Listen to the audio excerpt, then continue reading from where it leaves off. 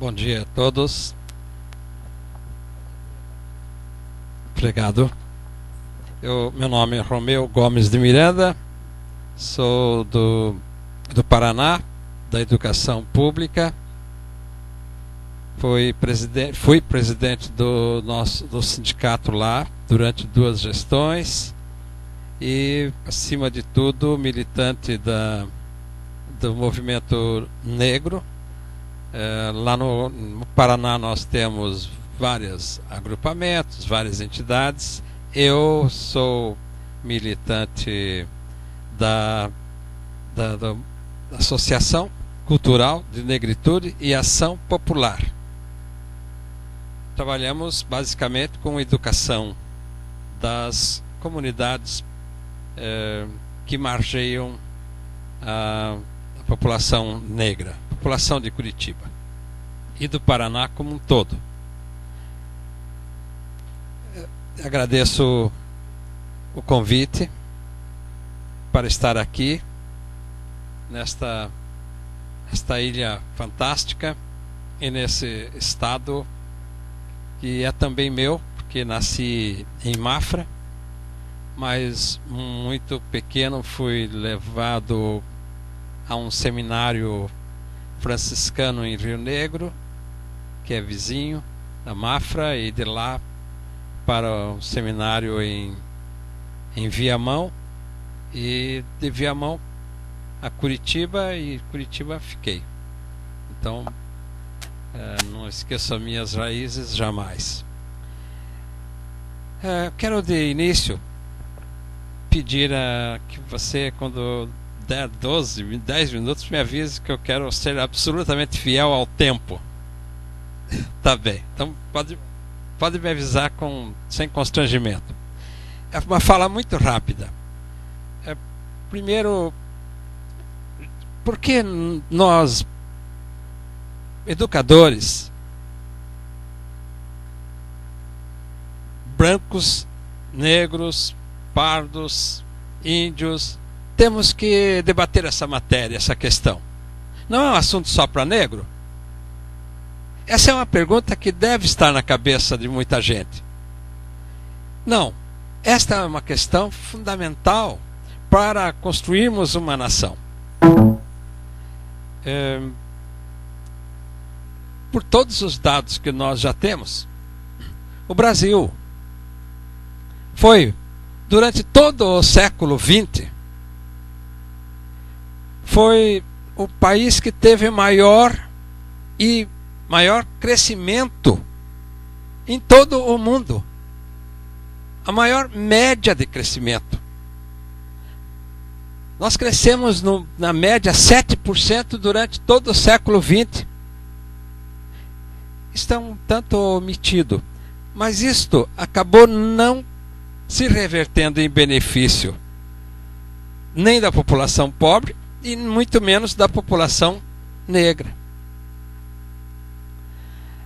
Nós poderíamos perfeitamente, como nação, ter um patamar de desenvolvimento muito melhor se tivéssemos integrado a população negra nesse processo. A população afrodescendente tem ficado à margem dos benefícios do crescimento capitalista.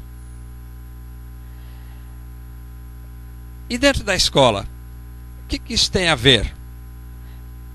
Tem a ver que o aluno e a aluna negra, ela na escola, ela vai se anulando. Vai se anulando, vai se escondendo, vai se omitindo, vai se enfiando nos fundões da sala até sair pela porta do fundo e sem ninguém tomar a mínima providência ou tomar conta. Por quê? Porque todos os sinais e todos os estereótipos presentes nos livros didáticos, presentes nos meios de comunicação, são nefastos, são negativos. Nas aulas de história, eu queria me enfiar embaixo da carteira, porque sempre que a minha representação étnica vinha à tona, era para me destruir como ser humano. Não porque a professora quisesse, ou porque o professor quisesse. Ah, tá lá aquele negrinho, eu vou diminuir, vou acabar com ele hoje. Não, porque o racismo, ele é inconsciente. Ele é inconsciente muitas e na maioria das vezes. Nem o professor, nem a professora percebe. E vejam que eu estava preparando um trabalho, que eu ainda sou membro do Conselho Estadual de Educação do Paraná, na época era o presidente do Conselho, e preparei uma deliberação que introduziu no Paraná a obrigatoriedade do ensino da história da África e do desenvolvimento do percurso do negro no Brasil. Isso passou a ser um componente obrigatório da matriz curricular do Estado do Paraná, como é decorrência da legislação nacional exarada pelo Conselho Nacional de Educação. Eu estava preparando isso, foi um trabalho difícil, e a minha esposa estava preparando a aula dela, é professora de português. E eu, aqui no computador, e olhei assim, e vi ela por lado, e vi que ela estava numa página de um livro de uma linguista fenomenal, Magda Soares. Ninguém há de dizer que Magda Soares, uma professora da Universidade de Minas Gerais, seja racista. Não, nem eu diria. Não é, evidentemente não é. Mas naquela página específica havia um texto, e o livro trabalhava com crônicas tiradas do cotidiano. Notícia de jornal, a editora encomendou a vários escritores uma crônica para cada notícia de jornal. E a notícia de jornal que deu origem àquela crônica específica era que um menino roubou um tênis. E, para tragédia sua, aquele tênis era de uma marca falsa. Era Nike, mas era um Nike fajuto. Paraguai, não sei diminuir o Paraguai, mas era paraguaio. E daí o Moacir Scliar, um romancista e contista gaúcho da maior importância, falecido há 2 anos atrás, ele escreve uma crônica chamada A Glória do Falso. E nessa crônica detalha como é que se deu aquela cena e transforma aquilo em arte. E, evidente, a Magda Soares trabalha aquele texto, faz uma série de interpretações e manda os meninos decompor isso, aquilo e tal, fazer textos, e manda para uma ilustradora. A ilustradora lê o texto e crava o quê? Um menino negro. O menino era bem pretinho, é o estereótipo, um lábio vermelhão assim, e um olho para cá, outro para lá, assustado, correndo, e tênis desse tamanho no pé, escrito Nike, um tênis vermelho, outro azul, era uma figura bizarra. Mas por que negro? Por que o menino era negro? Porque não passa na cabeça do ilustrador, ou melhor, passou pela cabeça do ilustrador que para aquela situação põe um menino negro que cai perfeito. E eu parei com o que eu estava escrevendo e fui poxa, mas espera, o que você está fazendo? Estou fazendo uma interpretação de texto, vou dar um teste para os alunos, o que mais? E aí fui analisar o texto, são 7 páginas de exercícios.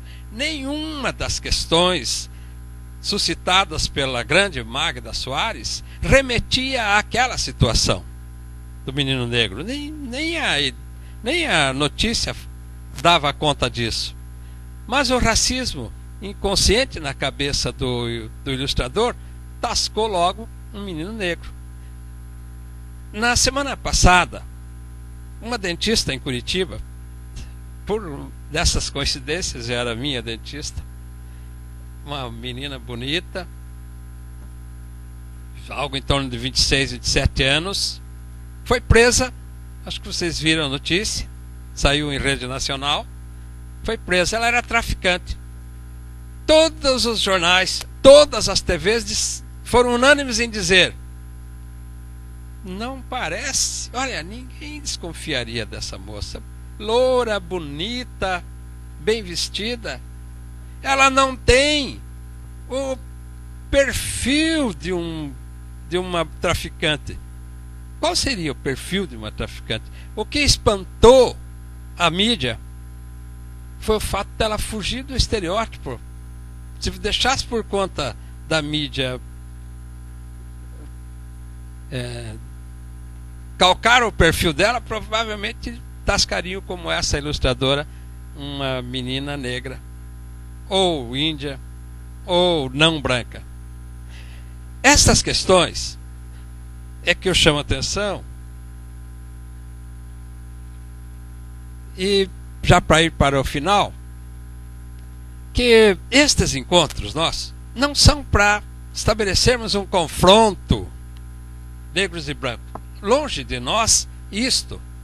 Quando o Cinti aqui chama esse debate, ele está chamando para uma luta geral, para um país e não uma cicatriz.